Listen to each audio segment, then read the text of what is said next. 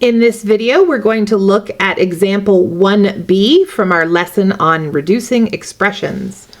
So in 1b, we have 5 to the power of 3x, take away 5 to the power of 4x divided by 5 to the power of 5x. And the instruction was to reduce each of the following expressions. So I would like to see if there is something that divides into both the numerator and the denominator that we could reduce. So I do find that exponential functions, for some reason, are the ones that I find most difficult to wrap my brain around. So I usually try to take that out and do some variable replacement. You do not need to, but that is what I am going to do. So first thing I'm going to do is rewrite this in a slightly different way. And I'm going to do that using one of our exponent laws. So we have an exponent law here that says when you have a base with exponents that have multiplication, we could go backwards and write that as a base with a power and then another power on top. So I'm going to take 5 to the power of 3x and write that as a power on a power. So I could say it was 5 to the 3 and then to the power of x. I'm going to do it the other way around. I'm going to say this is 5 to the power of x and then to the power of 3, because that rule says that we would multiply those together and it would take me back to 5 to the power of 3x. And then this 5 to the power of 4x would be 5 to the power of x to the power of 4. And then in the denominator, I would get 5 to the power of x and then to the power of 5. The reason why I did that is that now I have a whole bunch of 5 to the power of x's, so I can take that out and put in a different letter of the alphabet. Now, because I don't have a lot of room, I might do the variable replacement off to the side and then just put my final answer back here. I think I might do that. So I'm going to let a equal 5 to the power of x. And if I do that, I end up with a cubed minus a to the 4 and then divided by a to the 5. Okay, I feel like that's a little easier to work with, but if you were comfortable doing it with the 5s, that's great. Looking at the numerator, I have two terms. They both have a's. Smallest exponent is 3. So I could factor that off to the side, but I feel like I can do that in one step. This is going to give me a to the power of 3. That's what they have in common.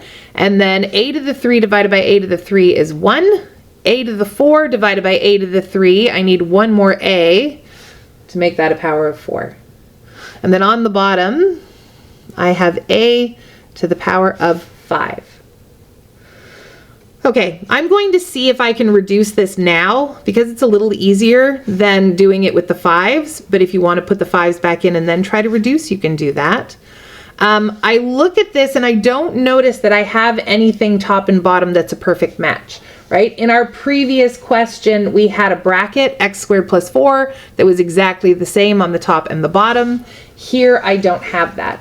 But I do have some monomial terms. So monomials are things that are just one term. So I have an a to the 3 and an a to the 5.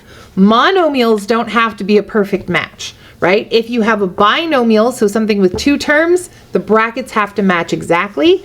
But if you have something that's just a single term, we can actually kind of break that up to make it be something that will divide into both.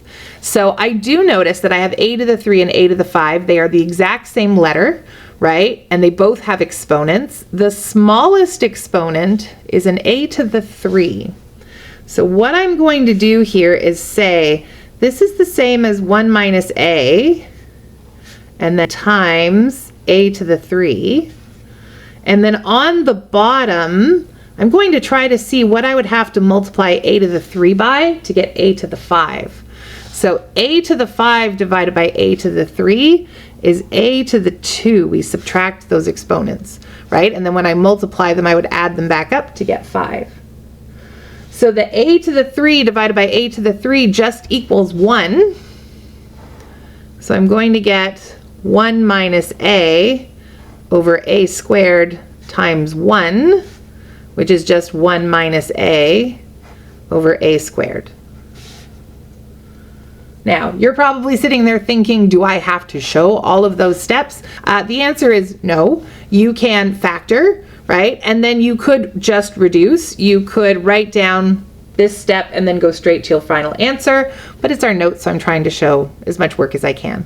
So I have 1 minus a over a squared. I don't think I can reduce that any further. I cannot reduce the a and the a squared because the 1 minus a goes together and the a squared is a separate term, right? So I can't, they don't have anything in common, unfortunately. So that is going to be my final answer. However, I need to put the 5's back in. So this is going to be 1 minus 5 to the power of x, and then divided by 5 to the power of x squared. And then I can go one step further and just rewrite 5 to the power of x squared as 5 to the power of 2x. Sometimes I just go ahead and do that and skip this extra step there. However, it's our note, so we're trying to show all of our steps. So my reduced version of the expression is 1 minus 5 to the power of x divided by 5 to the power of 2x. Okay, I will see you in the next video to do the next example.